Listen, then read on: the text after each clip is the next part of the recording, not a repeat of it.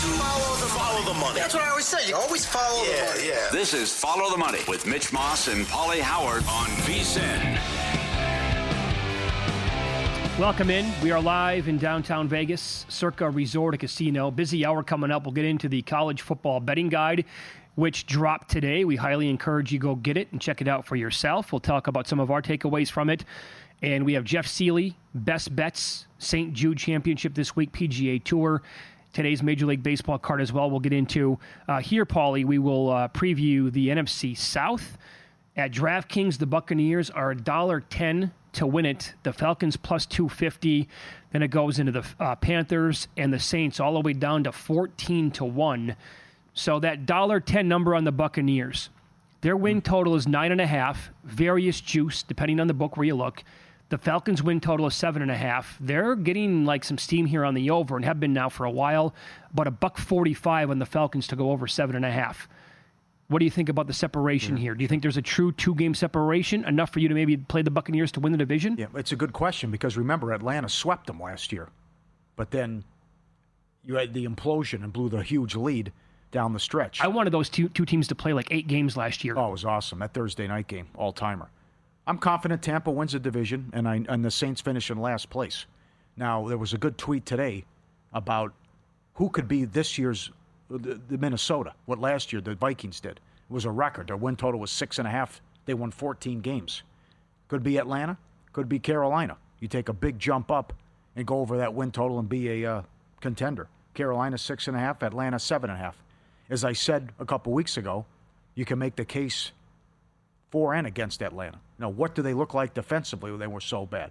They were great at times offensively, and they have good weapons. But when they faced a top 10, top 15 defense, Cousins went 1-6. Right. So you had all the penalties. You had the silly turnovers. He blew the game against the Chargers. You couldn't get stops when it counted. You blew the Pittsburgh game.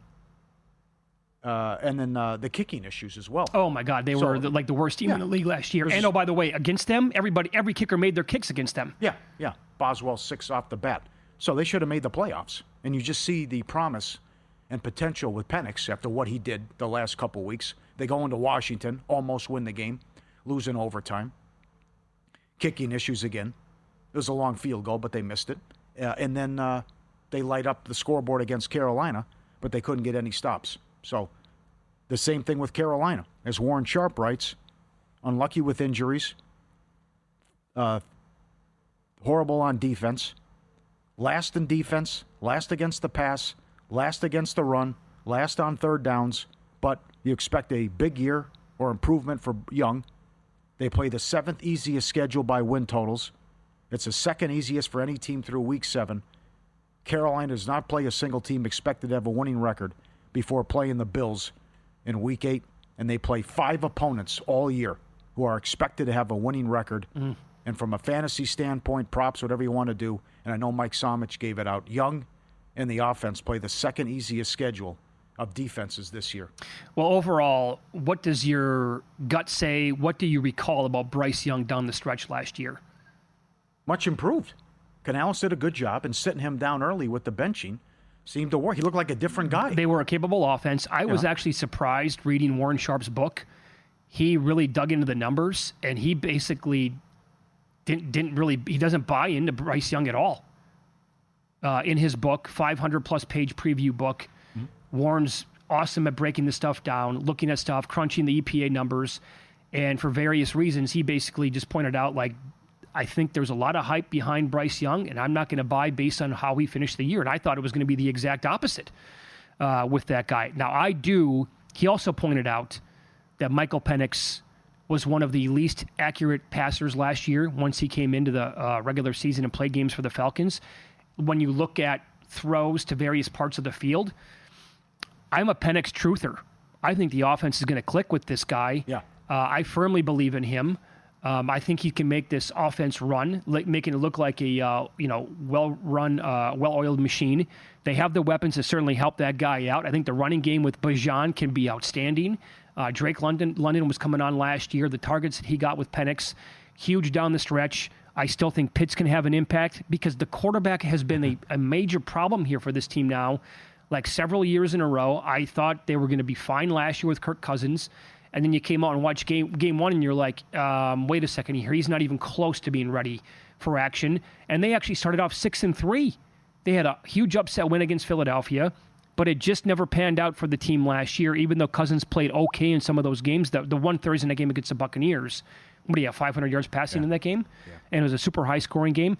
I think there's enough separation in here to play the Buccaneers to win it, and I'm high on this team. Yeah. The worst injury is concerning to me. How high? 9-1, 1 seed. Or you not better enough. No, I need more than that. Are you better off Mayfield MVP, Bowles Coach of the Year then? Well, I bet Bowles Coach of the Year. Yeah, he's a great coach, but I think 12 wins is doable here.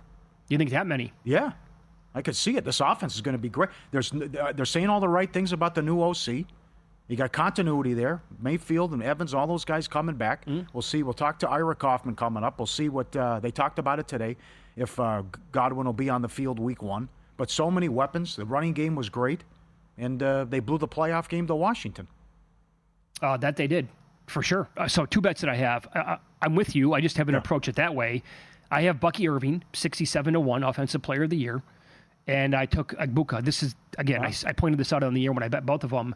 I bet Emeka Agbuka, Offensive Rookie of the Year, because we had Paul Charchian on. He made a case that it's not going to be like Mike Evans' year is not going to be like it has been like every time, for the last 11 years. And also, I'm concerned about Godwin, and I do think Mayfield's going to have an awesome year. And they took this guy in the first round for a reason, so I bet him at a big number to win Offensive Rookie of the Year. Yeah. The other thing, too, is I think Eagles, brutal schedule.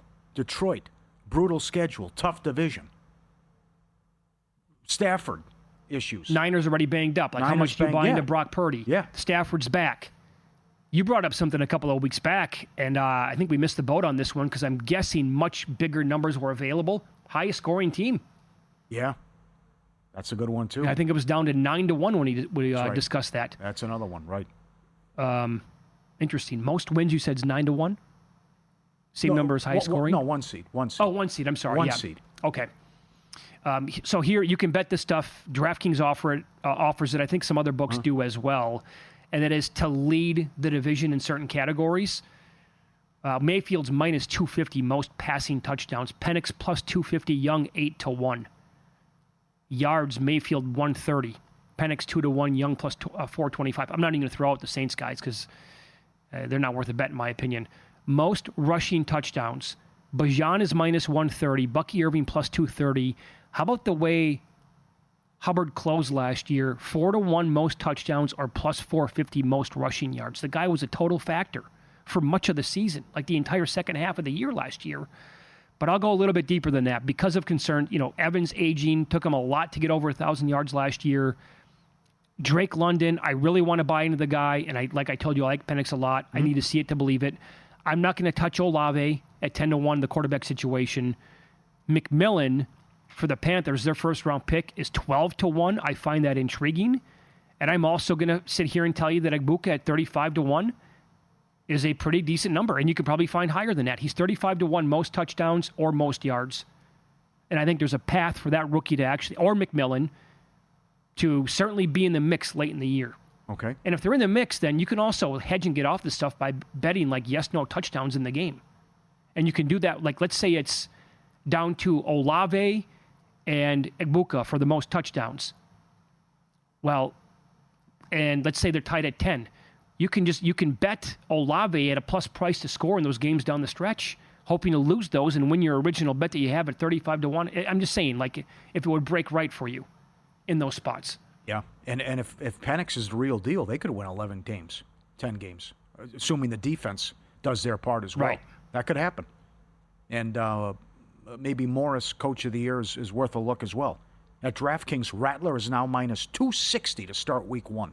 And that's, to my point, I mean, I can't, there's no way. I mean, I wanted to give that guy a chance coming out of Oklahoma/South Carolina.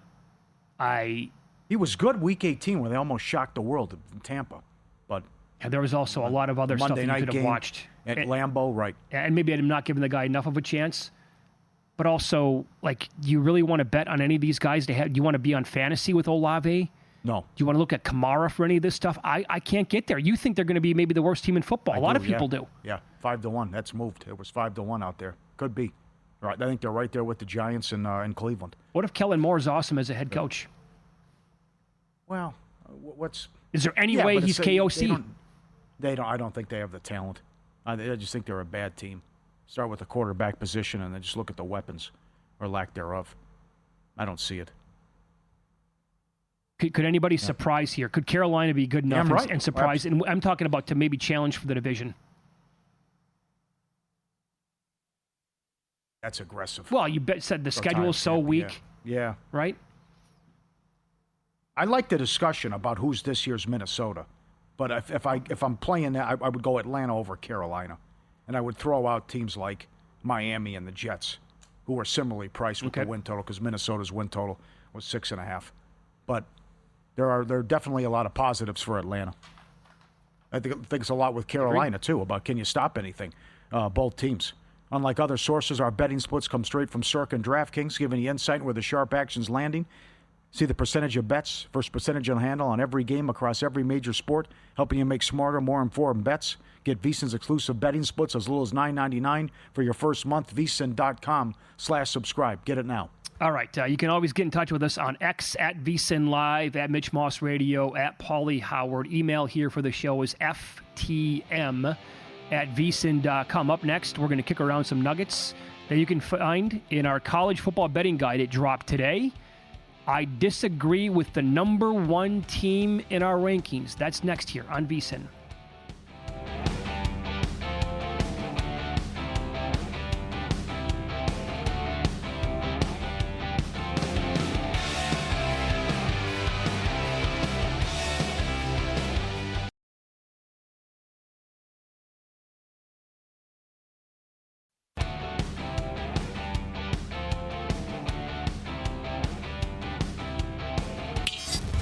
This is Follow the Money on VSiN. Big day today here on the network. The VSiN College Football Betting Guide is now available. Go check it out. Go to vsin.com, find it, go to betting guides, and take a peek for yourself. Right now, 180-plus pages, by the way, of this bad boy. You're going to get the preseason top 25, which we're going to get into. Best bets across the board from VSiN Pros. Go to vsin.com/subscribe. The intro special is $9.99, and you get the first 30 days on there as well. So here's what I disagree with. And it was Matt Humans, Chris Felica, Paul Stone. They have their rankings in there. And the top 25, Pauly, has Ohio State number 1 overall. Texas number 2, Penn State number 3. I agree with Paul Stone. He has Penn State number 1 overall. I think they should be. Okay. And so, and I brought this up a couple weeks ago as well here on the network. The number one reason why I think people are afraid to put them number 1, aren't buying in as maybe a realistic national champion winner this year is just because of the head coach. That's right. And the 0-7 record. Of course. Michigan and Ohio State. Yes. Sure. All that ties in, right? Big game James here. Here we go. He's going to lose another one. But I will remind people that it was not that long ago, only a handful of months, that people were suggesting Ryan Day was going to be fired if they lost to Tennessee. Absolutely. That was probably going to happen. And you remember, it was a takeover. Tennessee fans were all up in that that stadium. Right. They had turned on Day in the program. They were sick and tired. Okay, now they live up to the hype and expectations, and they win the whole thing. And by the way, they were a very small favorite against Oregon. Tip of the cap. They blew them out. Game was over in the first quarter. Right. But if they lose that game, is Day gone then? Maybe. And I'll go back a couple of years ago as well. Remember what happened with Jim Harbaugh in Michigan? Guy was there for a decade, right? Made the college football playoffs the final 3 years. Blown out by Georgia, never a game. Gave up 50-plus points to TCU. How do you lose that game overall to that TCU team? Could never win the big game. Well, 2 years ago, it was Michigan's year. It was Jim Harbaugh's year. They won the national title. So coaches can come over this stuff. I think just on paper, talent-wise, Penn State has to be ranked number 1 overall. Yeah, it's tough because what do you want to do with Texas? And if you're buying the Arch Manning hype, great defense coming back. They had the tough loss against Ohio State. How high do you want to put Texas? I would have them a shade behind Penn State. Okay, I have my concerns about Sark. And the other one is, what do you do with Clemson? Phil Steele's got them number 2. They lost 4 games last year. They should have lost at Pitt. And they were fortunate that everyone vomited on themselves and they snuck into the ACC title game And then we're just going back to, well, okay, Klubnik was great. They went up and down the field, but they couldn't stop anything. Texas ran all over them in the playoff game, which I think they're going to win the ACC. But it's hard about what do you think of Clemson? How high do you put them? Blown out by Georgia. Lost at home to Louisville. Wasn't competitive. Lost at home to South Carolina. And you're seeing them, top 2, top 3 preseason. For what it's worth, I think we're too low on SMU. We got SMU 24th. I think SMU's worth a look at 9-1 to win the ACC. And then you got the SEC teams. Georgia, Alabama, LSU. What happens if Kelly has a bad season? Expectations there in Death Valley. Alabama embarrassed themselves several times last year. Couldn't stop anything. It's intriguing. Well, it's more than that, by the way, in that conference. I mean, first of all, brought up LSU. Unbelievable job in the transfer portal. Nussmeier has to be considered a real deal Heisman Trophy threat to win this award.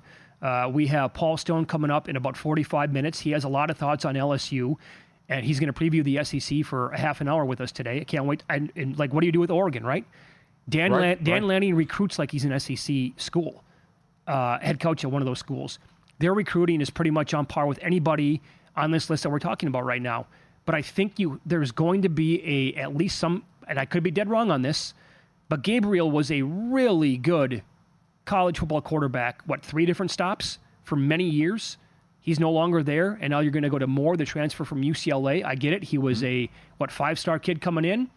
I don't know if he can be the same exact guy. And Gabriel from last year, Bo Nix the last couple of years before that, is he going to be able to maintain that high quality of play on offense? I don't know. I have my doubts on that. But it's also in the SEC, Oklahoma. You're high in Oklahoma. Yeah. Others have been super high on the Sooners this year. Schedule's brutal though.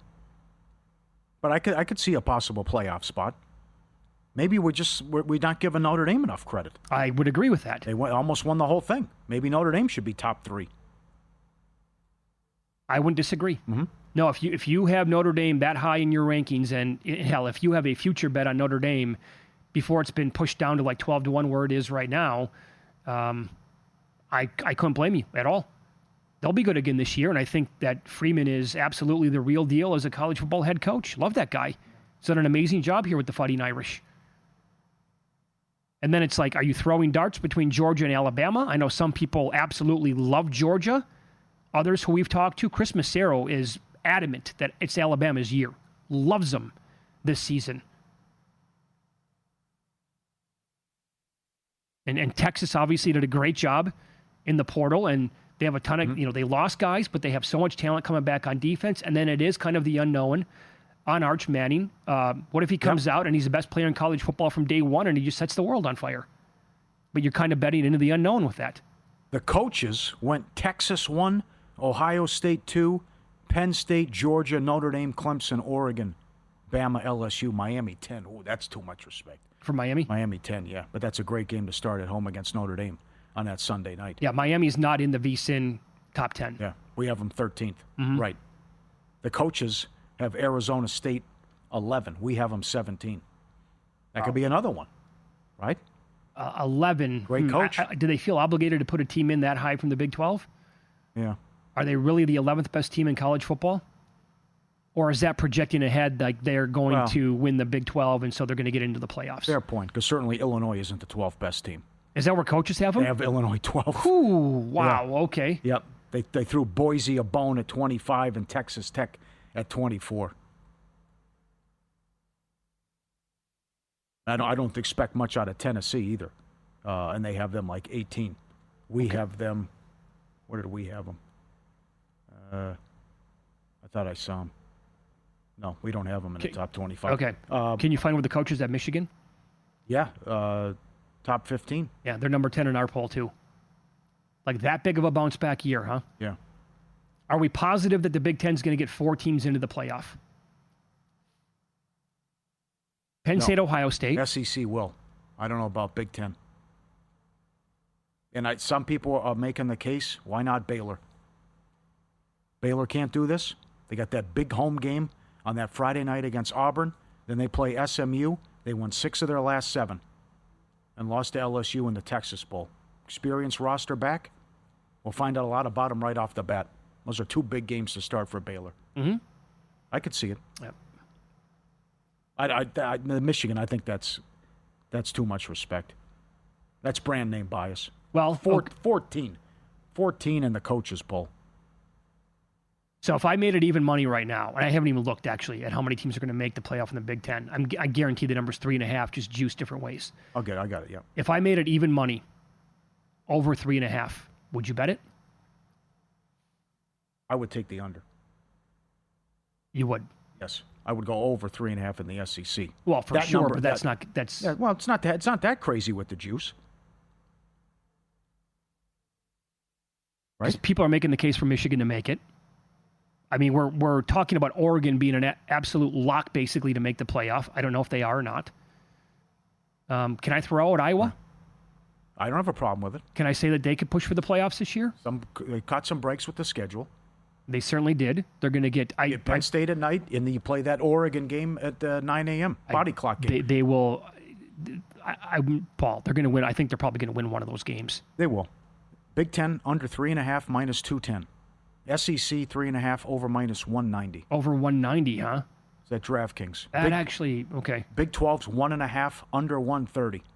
ACC 1.5 over minus 190. Whew. I think that can happen. So SMU, Miami, Louisville, someone's got to go 10-2. Okay. And that'll be good enough. Yeah? And then hope for chaos in the SEC. It's out. Get it. 186 pages. Previews of every team. Preseason top 25. Proven betting systems. Predictions for every conference. Heisman talk as well. Who wins it all? Who makes the Final Four? Receive both the college football and NFL betting guides now in the morning email from Bill 80. Every best bet, every host, every guest. The betting splits, the market insights, the tools and data. You'll love the prop analyzer in the NFL. $9.99 start today or get a full year and save 50% with a VSiN Pro annual subscription. VSiN.com/subscribe. It's here. Football's here. VSiN.com/subscribe. Guys did a great job. 186 pages.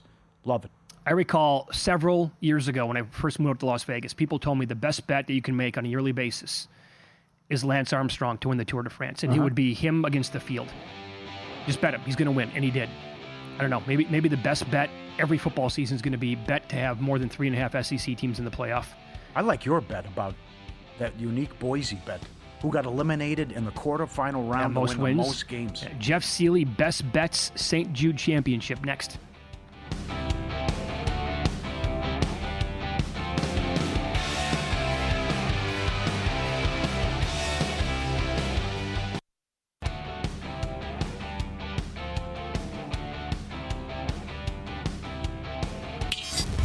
This is Follow the Money on VSiN.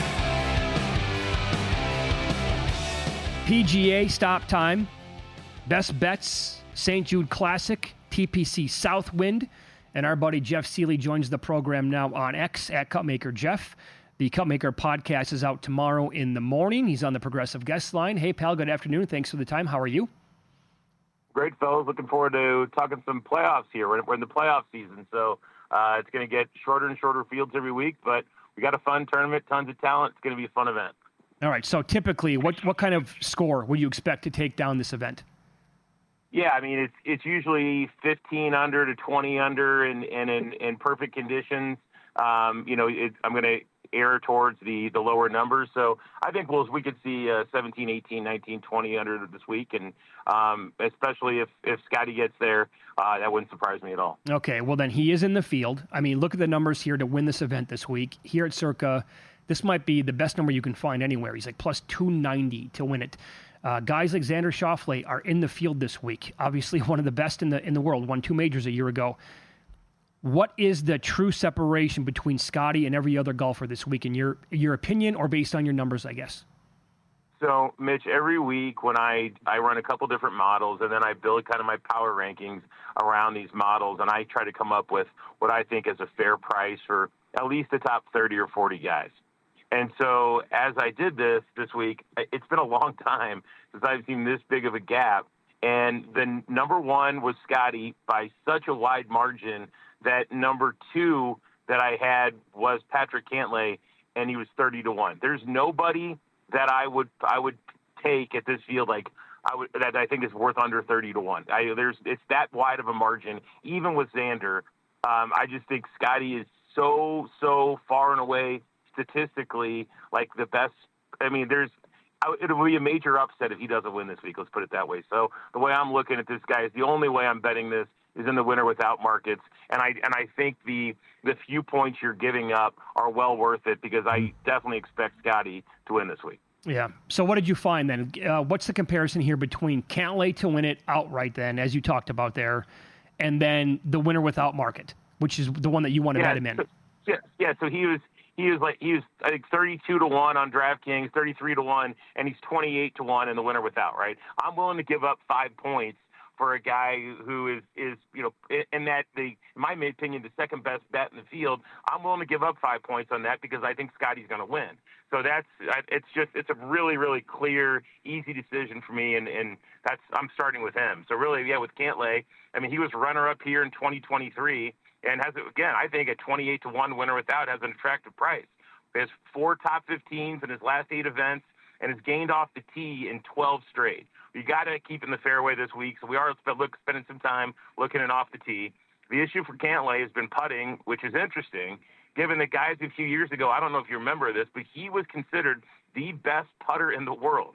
So his putting's been both very good and very bad lately, but if we can get a spike putting week out of Cantlay, I think 20-1 is a tremendous number. Do you trust Aaron Rai? Well, but he's going to hit the fairway, and he's going to hit his wedges to 10 feet, and he's going to miss putts. So he's lost putting in 8 of his last 12, and it's another guy we're just hoping for a putting spike, which could happen. It just the thing that gives me some confidence with Aaron Rai is he has gained with the putter here in the past. So stranger things have happened. 2 trips ago, he gained with the putter here. If he can do that again, I think we're in good shape. He came in 5th place at the Wyndham. Guys, he gained 10 strokes on approach at the Wyndham. So we know we're getting a guy who's crushing with his irons. And the fact that the markets have us lower price than Ben Griffin, Daniel Berger, Russell Henley, a bunch of these guys. I mean, if I would have told you that Aaron Rai would be lower price than them, you'd think I was crazy. That tells you the market knows this guy's irons are dialed in at courses where you got to hit fairways and you got to hit irons. I trust him to do both. If his putting could just be not horrible, he could be very live this week. All right. He was hot, and then not so much the last couple events, although he was awesome on Sunday. How about Ben Griffin? Yeah, and honestly, Paul, he's gained both off the tee and on approach in eight straight shot length measured events, and then he just gained 10 strokes putting last week. 10 strokes putt, like you never see that. So you get a guy who's in very good form with a white-hot putter. This price it really seems like a gift. It's 30-1 winner without. I love the way he's hitting the ball. He didn't play well here last year, but I think he's a very different player.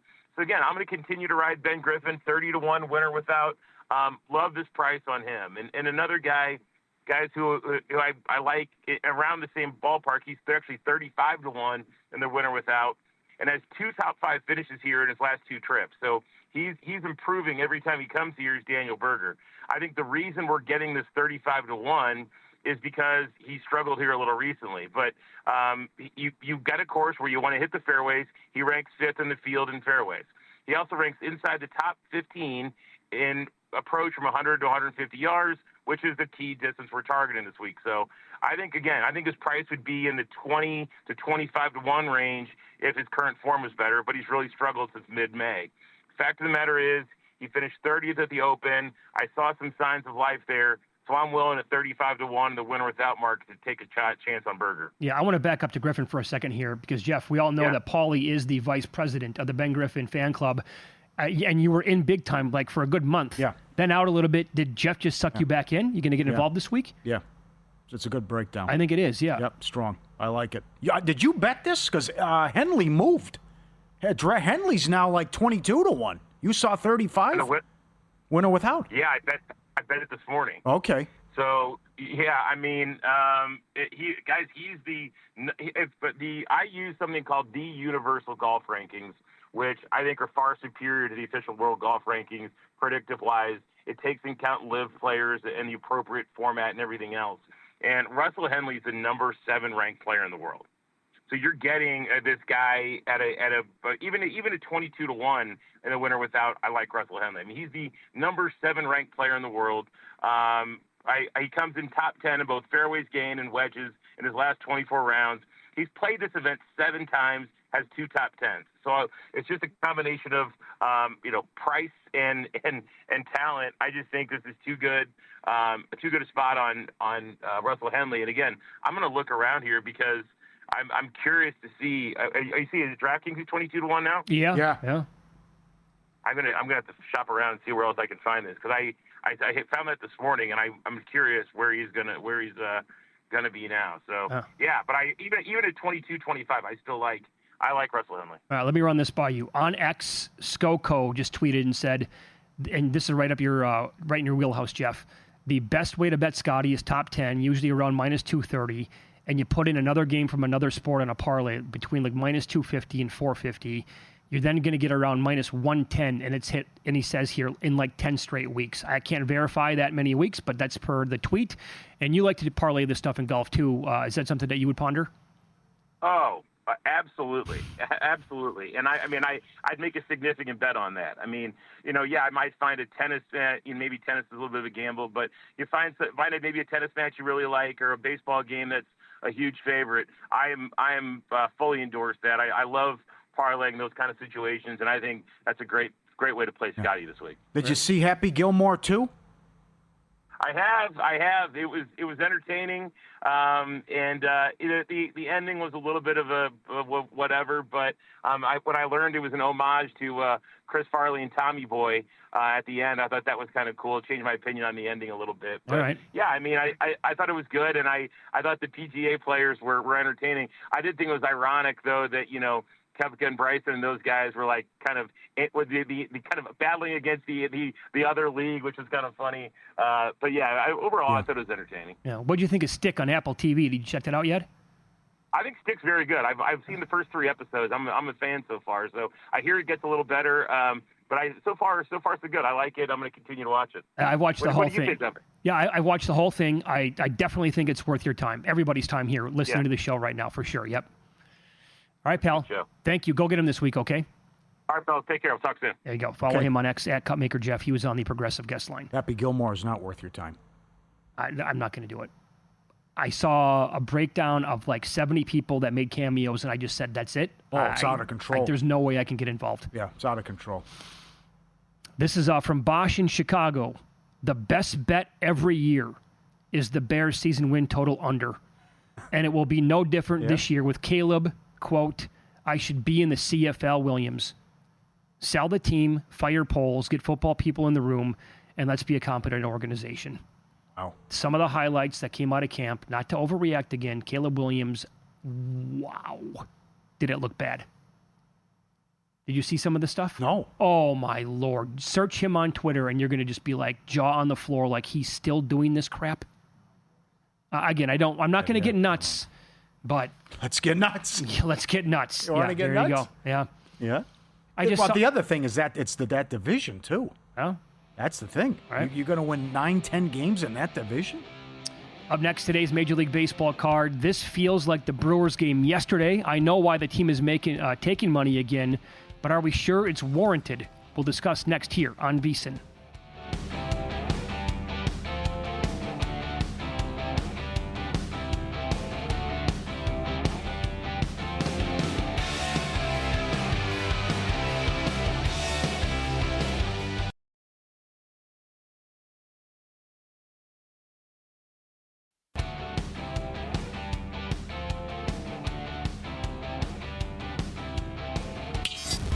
This is Follow the Money on VSiN.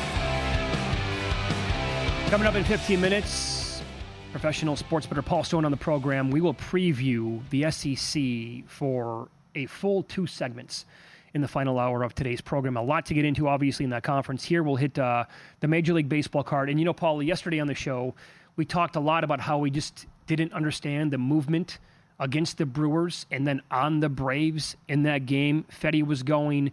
Priester was on the hill for the Brew Crew. They were red hot. Did it again. Braves are a tanking team. I know. It's won 12 in a row. Right. So we can understand that. It doesn't mean that the game's going to win. I mean, Braves could have won the game. They didn't. But we just disagreed with the market, and it happened to win for us. There's a game on the card that feels the same exact way today. Now, I get it. I can understand why people would be betting the money today because have we seen the lineups yet, by the way? Luke, can you see? I haven't had a chance to look yet. Can you confirm if Judge is going to be in the lineup tonight? Boone said he is. Yeah, he said he is, but I wanted to make sure that was going to be 100%. Yeah. So the anticipation there would be that, in fact, he is going to play and he's batting third tonight. And he has good numbers against Eovaldi in his career, 14 for 40, 2 home runs, 2 doubles. So people are going to be like, Judge is back, got to bet the Yankees, yada, yada, yada. They opened up $1.40, Rangers did. Right now on the screen, as low as $1.21 that I see. I don't know. Is Judge back being enough for you to bet the Yankees in this game? No, considering who you're going against. I mean, this guy has been fire. Eovaldi, pitcher of the month in July, 5-0 with a 0.59 ERA. He's got a 1.50 on the year. On the year? Yeah, no one talks about it. Right? Huge win again last night. Come from behind. Yankees bullpen spits it up again. 15 runs in 16 innings since the deadline in 4 games. And this is real, that they could miss the playoffs. The way Boston's playing, the way the Yankees are in this funk, tough games coming up, huge series. Texas steals one. You're going against Fried, who have been so good off a loss. And I got to take Texas here. I disagree with the move, and I trust Eovaldi, who's been doing it all year and is on a great run. The Yankees were plus 475 or 5-1 to miss the playoffs yesterday. They're down at Caesars Will Hill to plus 360 after one game last night. So now you have that going. I will point out Stanton also good against Eovaldi, including 4 home runs. And he's been hot. He's been super hot with the stick. But as good as Eovaldi has been all year, last month as well, it's kind of been the exact opposite for Will Warren, who was looking like, oh my God, a while back he might be in the mix for American League Rookie of the Year. Numbers were great. Could it be Heel, then Warren back-to-back for the Yankees? Last 6 starts, ERA 5.34. FIP, a truer number than the ERA, even higher, 5.61. He's walking almost 5 batters per 9 in that time, allowing almost 2 home runs, and the strikeout rate now is down to 7.4 per 9. He's in bad form. Eovaldi has been Eovaldi. Rangers have been, well, that series against Seattle, I can't say that they've been hot because they lost 3 out of 4, but that was like down to the wire like every single game almost. And they have been picking it up over the last month. Meanwhile, this Yankees team is just yuck. Yeah. Worst record in the AL going back. So long, it's a big sample size too, how bad they've been. So, and then tomorrow it's Rodon against Leiter. So big opportunity here for Texas. The early games that are ready to go here, coming up again. I love this that we got 4 games again. First pitch at 3:40 Pacific. It's a tough handicap. Tigers and Twins. Paddock going against his former team, just traded, ripped the organization on the way out the door. Tigers have turned things around now after the funk they were in. And Carpenter hitting 400 last 7 games. I like Paddock and the Tigers here. And you know what I think of Paddock, but I think Detroit's good. This is just a dead team in Minnesota. The fans are fed up. They've had enough. You trade 11 guys. The Joe Ryan rumors, although he stayed, and then they were, like you said, they were feisty Sunday. For whatever reason, the Guardians couldn't touch up the arena. But I think Detroit can take them out here and get what they want offensively. I will point out that the K-Prop projection on vsin.com, courtesy of our friends over at Ballpark Pal, their number one value in terms of betting a guy's K-Prop tonight over the 6.5, I believe, based on the number that you can get on that, is Zebby Matthews. They have a 60+% value bet on that with his K-Prop. They like him to strike out a bunch of guys tonight. It doesn't mean, by the way, Zebby Matthews is the kind of guy who could give up 4 runs in 4 innings and strike out 9. Mm-hmm. He could do that. Yeah. So because of, look at this now, a 32-cent move from the opener at some of these books. Here at Circa down to minus 138. Because of that move, you can grab the Tigers on the run line. I get it, they're at home. They're not going to get the last licks in the 9th inning potentially here, and you don't want that anyway. But plus 145 on the run line at home. Not bad. Yes. How about, not bad. How about Cal Quantrill? How good is it? Number 1 pitcher in baseball ROI. This guy. 1 earned run last 16 innings pitched. He was the favorite. Now it's flipped. Good job by Houston. Game they had to have. I said they got up to they touched Sandy up. They did. But there's no one talking about this either. This guy has been rock solid all year. What Quantrill's done. Yeah. No. By the way, it goes back. Sorry, it also goes back to you win a couple games as a big dog, and then you've been solid the rest of the year. You're going to be number one in ROI, and that's Quantrill and the Marlins shocking the world right now with how well they're playing. Yeah. This time of year, I like to look at recent form as well, more than kind of anything else. This guy's not. It's not fugazi with him. He's not like getting a ton of run support, and that's the reason why he's winning these games. If you go back to the beginning of July, Cal Quantrill has pitched 24 2/3 innings. Made 5 starts. The ERA, Pauly, is 2.92. The FIP is 2.95, so right on par with the ERA. He's not allowing a lot of home runs, 0.73 per 9. Ks are hovering around 8. So he's been like super solid and effective starter here. And if the Astros keep taking money, again, what did we say yesterday? You don't want to be laying $1.30 or higher with the Marlins. You want to be taking plus money with this team. So yesterday was an absolute stay away. But if the Astros keep taking money, then Quantrill at plus money would be a consideration, I think, today. Mm-hmm. Very good. Giants, dead team. It is Webb going. You want Webb at home, not on the road. They've lost 4 in a row to the Pirates. They've lost 15 of their last 20. Their rotation, their pitchers have an ERA of 5. They blow it, come off a tough loss again in the 9th inning. You can fade Cruz, though. He's 2 for his last 27 with the Pirates. This was open 9.5. It's up to 10. The Phillies-Orioles game. Oh, there's going to be runs in this one, right? Kramer against Walker. And that could be batting practice coming up as well. And I agree with what you said earlier about Gore and the Nationals. Severino's been good. The A's have won 7 of their last 10. And why not come right back with Kurtz props? After what he did, hit almost 400, hitting 395 his last 23 games. And his OPS 150 points higher than second best player in baseball since late May. Yeah. What he's done. Well, minus 7,000 to win the American League Rookie of the Year now. Yeah, Gore here again, 1-3 since July 1st, 24 innings. The Ks per 9, all these numbers are alarming. 7.13. Again, this guy was leading the majors in strikeouts and had one of the highest K per 9 rates in the entire league after like a couple of months. That's way down now, recent form. ERA, 6.75 in that frame. More than 5.5 walks per 9. FIP, super high. 4-11 on the year with the record. Nats have lost 3 straight starts by him. The Twins game was not his fault, but in the start before that and the start after, here are his numbers. 8 earned in 2 1/3 against San Diego. 6 earned against Houston last time out. Nats are a dead team as well. They've lost 5 straight. They were absolutely just buried by Milwaukee over the weekend. Good point. The A's have lost 2 straight, but they've won 7 out of 10, and Severino full year has been way better on the road than he's been up in Sacramento. Yep. It's a bad loss last night by the Mets.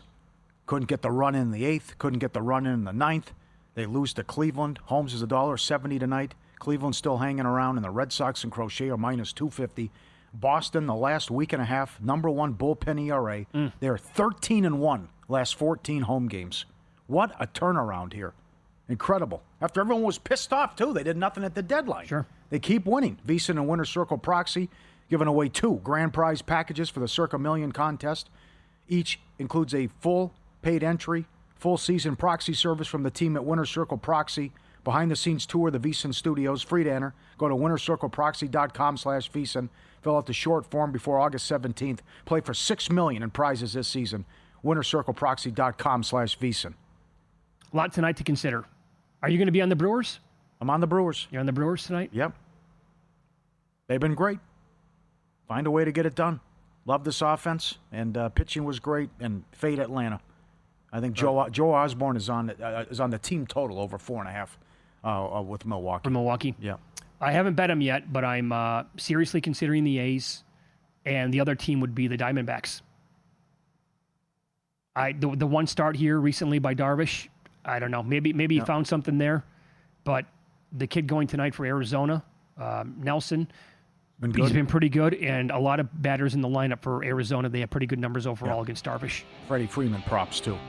Freeman's been hot, and he's hitting .450 against Michael this career. Very good. Professional sports bettor Paul Stone. Next, we're going to stretch out, discuss the SEC. He will give you his outright winner, a team to make the playoffs, win totals, and a game of the year bet as well, all next here on VSiN.